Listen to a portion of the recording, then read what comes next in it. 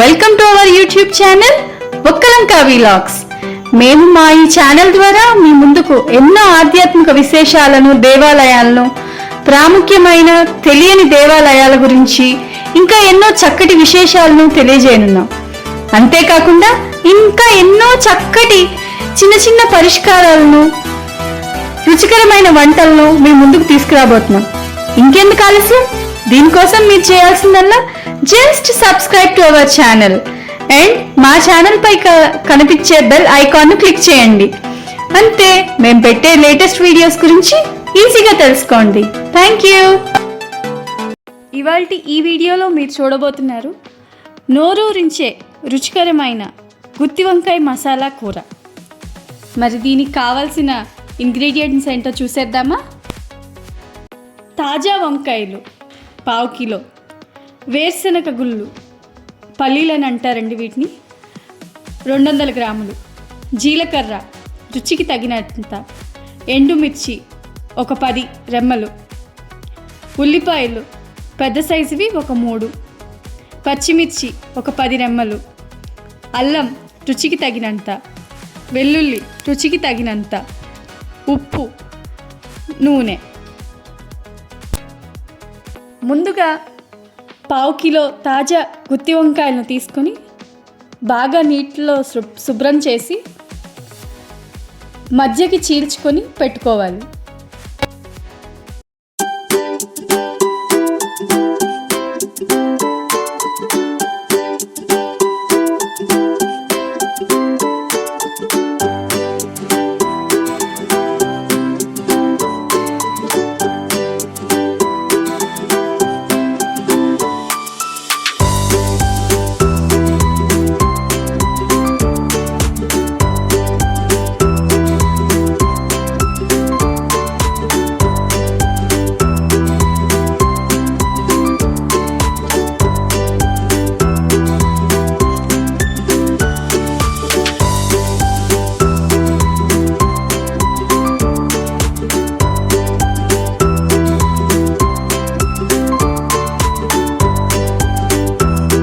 తర్వాత వేరుశనగ గుళ్ళని బాగా వేయించి జీలకర్ర, ఎండుమిర్చి కలుపుకొని పౌడర్ లాగా పట్టుకొని పెట్టుకోవాలి.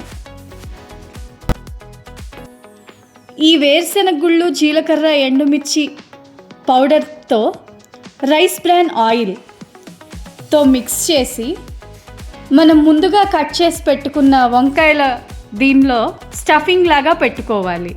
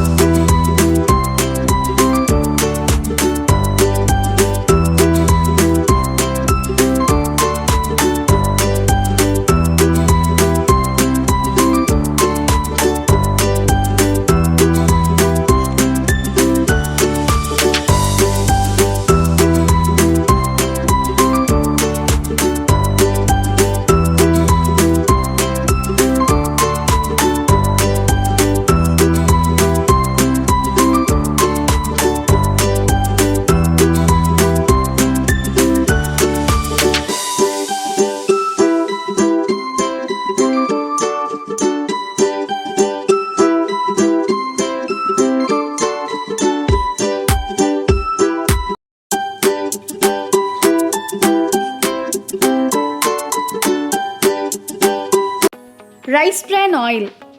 నేను ఈ రైస్ బ్రాన్ ఆయిల్నే ప్రిఫర్ చేయడానికి రీజన్ ఏంటంటే ఇది healthy, tasty and heart problems కూడా రాకుండా హెల్ప్ చేస్తుంది మన ఆరోగ్యానికి.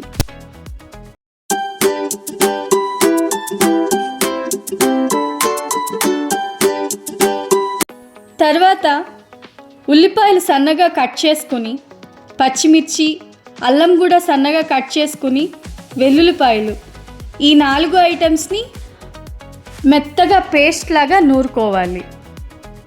చూసారు కదండి, ఇలా మెత్తగా పేస్ట్ లాగా నూరి పక్కన పెట్టుకోవాలి.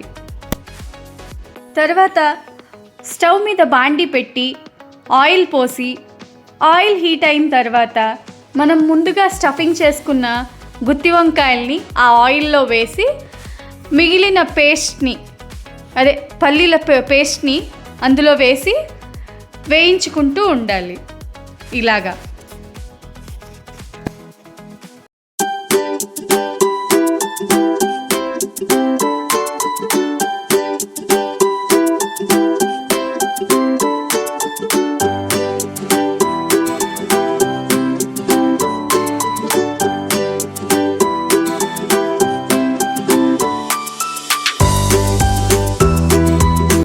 ఈ గుత్తి వంకాయలు కొంచెం వేగిన తర్వాత ముందుగా మనం ప్రిపేర్ చేసి పెట్టుకున్న ఉల్లిపాయలు, పచ్చిమిర్చి, అల్లం, వెల్లుల్లి కలిపిన పేస్ట్ని బాండీలో వేసుకోవాలి. వేసుకుని సన్న సెగన ఉడకనిస్తూ ఉండాలి.